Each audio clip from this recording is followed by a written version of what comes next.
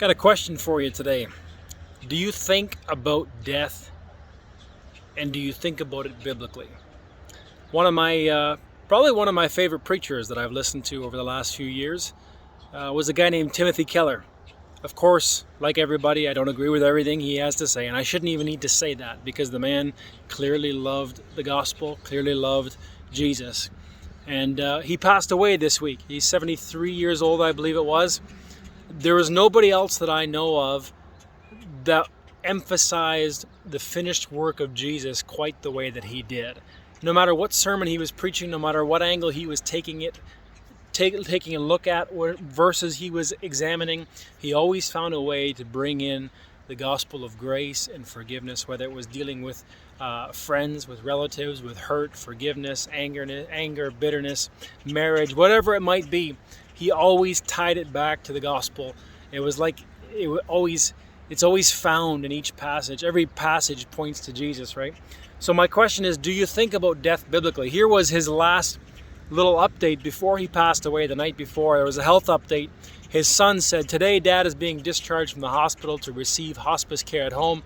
Over the past few days, he has asked us to pray with him often, and he expressed many times through prayer his desire to go home to be with Jesus. His family is very sad because we all wanted more time with him, but we know he has very little at this point. In prayer, he said 2 nights ago, I'm thankful for all the people who've prayed for me over the years. I'm thankful for my family that loves me. I'm thankful for the time God has given me, but I'm ready to see Jesus. I can't wait to see Jesus. Send me home." What a way to think about death in our parting. There's only one way to be able to think that way, and that's if you know the work of Jesus is complete and that it's for you and that it's 100% done. There's nothing you need to do to add to it. Then you can think about looming death as something that you're looking forward to. I cannot wait to see Jesus. That's a statement of faith. That is a statement of absolute confidence. That's not a wish, I hope, maybe. There's an absolute joy and confidence in knowing. And it struck me too, apparently just a few weeks before he passed away, he did an interview where he said something along the lines of, he thought when he was 69 and 70, 71, that he would feel old. And he didn't, Here I am now at 40 years old, and I know that 70 is only 30 years away, and 30 is starting to sound like a short time. It used to seem like that would be forever. And I probably still don't fully get it. But those that are 60 and 70 listening to this, you guys know what I'm talking about. You know that time is too quick, that it went by too fast, and that maybe you still feel like a young person in your heart. There's a passage in 2 Corinthians 5 that comes to mind. Paul says this in 2 Corinthians 5, chapter 5, verse 1, "For we know that our earthly house of this tabernacle, if our earthly house of this tabernacle were dissolved, we have a building of God, an house not made with hands, eternal in the heavens." He's not talking about heaven.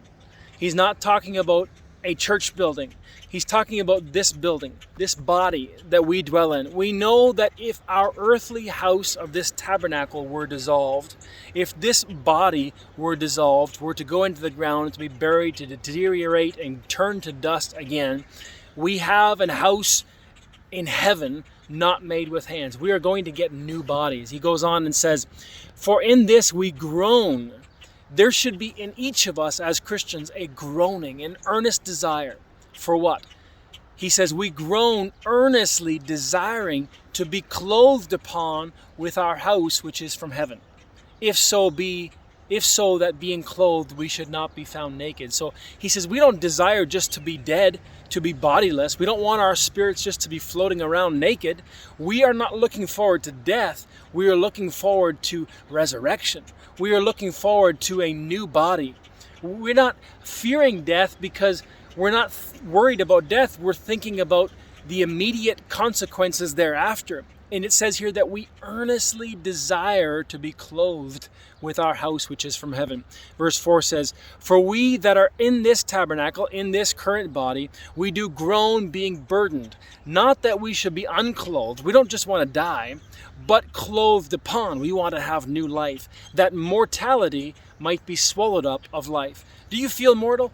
Do you recognize that you're mortal? You know, you 18, 19, 20-year-olds, you probably don't feel mortal. You feel like you could live forever. You're strong, you're ambitious, you're full of energy.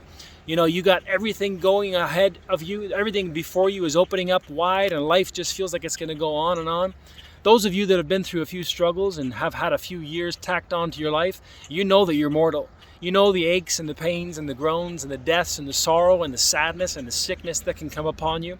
It says here that we groan earnestly, desiring to be clothed upon, that we would be swallowed up, that mortality would be swallowed up of life. Not that we would just stop living. We don't want to stop living. We want this life to be swallowed up, eaten up whole by immortality, swallowed up of life. Now, he that wrought for us the selfsame thing is God, who also hath given unto us the earnest of the Spirit. So we don't have that yet. We're anticipating, we're waiting for it. But God has given us his Spirit, which is the down payment, the earnest of that promise that this life will be swallowed up with everlasting life. And then he says this, for we walk, verse 6, therefore we are always confident. Are you confident? We are always confident that whilst we are at home in the body, we are absent from the Lord. Then he says in parentheses, for we walk by faith, not by sight. The life that we are looking for and looking forward to is not the one that we see here and now. It's the one that we're living for real. As you go about your life, you're living for a different reality, a different life, one that we walk by faith in. And we are willing to be absent from the body and present with the Lord. And one day we're all going to appear before the judgment seat of Christ, and we will know him and meet others who have gone before us. So think about death biblically. We're not afraid of it. Yes, it's a sad thing to lose someone we love, but we're going to be swallowed up of eternal life.